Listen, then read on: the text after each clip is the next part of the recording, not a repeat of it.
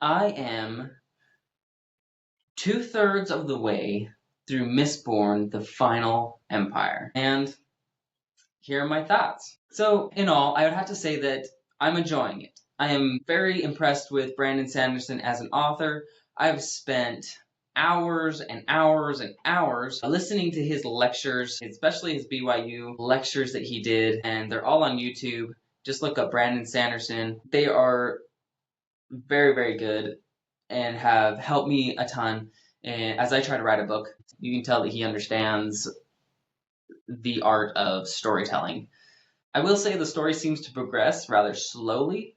Again, I haven't finished the book, so I'm sure all of this is just building up to the end.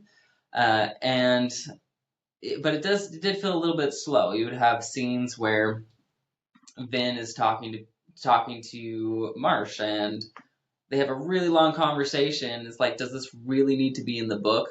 Is it absolutely essential to the story? Now, again, Brandon Sanderson understands storytelling, and one of the things he talks about all the time is the promise, the progress, and the payoff.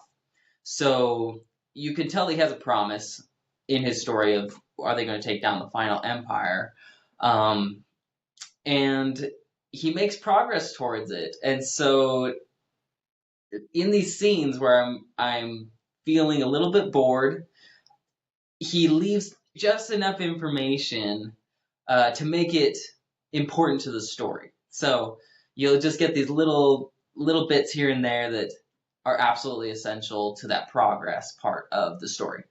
And so when I look at it, I can't think of any scenes that you could delete out of the story and it wouldn't change where it's going. So that's a good thing. If you've ever read Lord of the Rings, I would also say that's a very slow read too. It's not as bad as that, in my opinion. With books like this, I find I get through it a lot better and it's a lot more entertaining for me when I listen to it, because then I basically just phase out when I'm not interested in the story and then phase back in when it gets interesting. So I feel like if I was listening to it, it probably would not be a problem at all, but I'm actually reading it, physically reading it from a book. So um, I have to read every single word, even if I'm not interested in what it's saying. But it comes with the territory. My favorite character is Kelsier. Kelsier is a very captivating. He, to me, has a gripping story and motive. I really like characters in books, and these are my favorite characters to read about, are the ones that confront what they're most afraid of or confront the thing that is the most evil or the worst thing there is. A lot like Harry Potter and Percy Jackson, you'll find the same thing.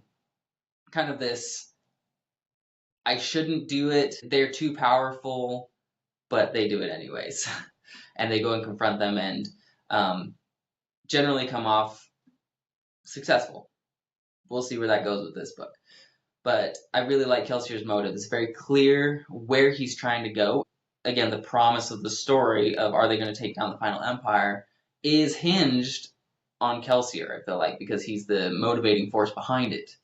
So I really like that clarity, and he's a likable person. I like that he maintains a positive outlook no matter what happens to him. I really want to see where he goes in the story. This might be a little controversial, but I think Vin is kind of a meh character. She's not very interesting to me, and perhaps it has to do with the motive. I don't really know what her motive is in the story. I know what her past is, and I know where she's at. And it seems to revolve around this idea of trust. She doesn't want to trust anyone, but I fail to see where she wants to end up. Like, she agrees to participate in the heist out of what? Curiosity. She liked the people, kind of. She was interested in seeing where it went.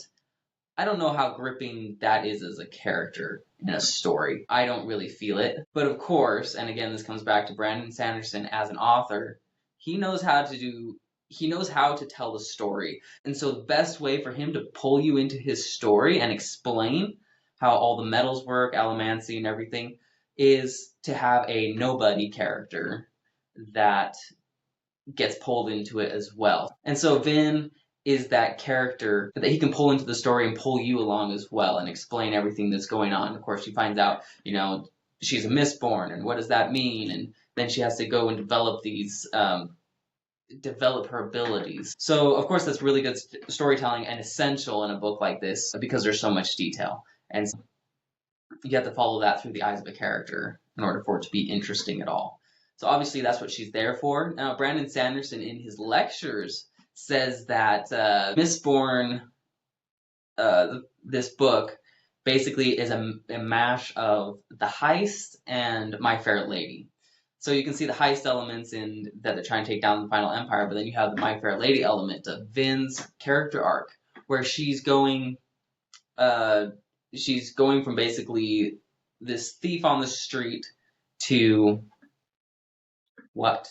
I haven't finished the book, but she's becoming a Mistborn, right? But also her role in the heist is to infiltrate into the high society. And so she starts to develop not only her character, but she starts to refine herself. And I really like that she starts to enjoy the balls and the dresses and the baths and all these feminine things that she didn't know before. And so as she experiences these feminine things, she finds that she enjoys them. I like seeing that in especially a female character. I think that's really good. Now, do I dare criticize one of the great authors of our time?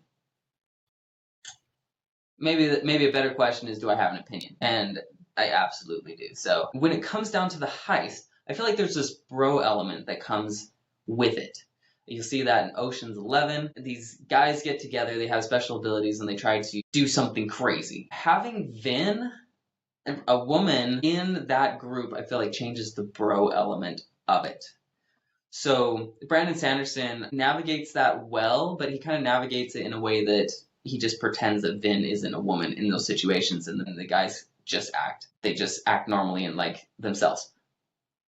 Is that realistic? I don't really think so. Men act different around women. So realistically, I believe it would change that bro element and make it something else. Marvel kind of did this in their movies. At first, there was a lot of men, and you get this, again, the bro element. I don't know exactly what you call that. Where they're teasing each other, pulling pranks on each other, and there's something very captivating about that. Then as the movies go on, they brought more and more women characters into the Marvel universe, and you lost that bro element. Obviously, there's a time and place to have women and men in the same groups, but my issue is when people try to create that bro element, they always pull women into it, which changes it. It's not the same thing, and it shouldn't be portrayed as the same thing either. It's a different animal, it has different rules, and it's a completely different dynamic. So there you have it. I'm going to read the rest of the book and let you know what I think.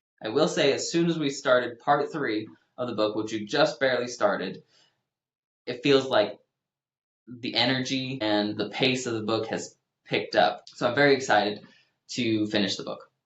I'll let you know. Stay tuned.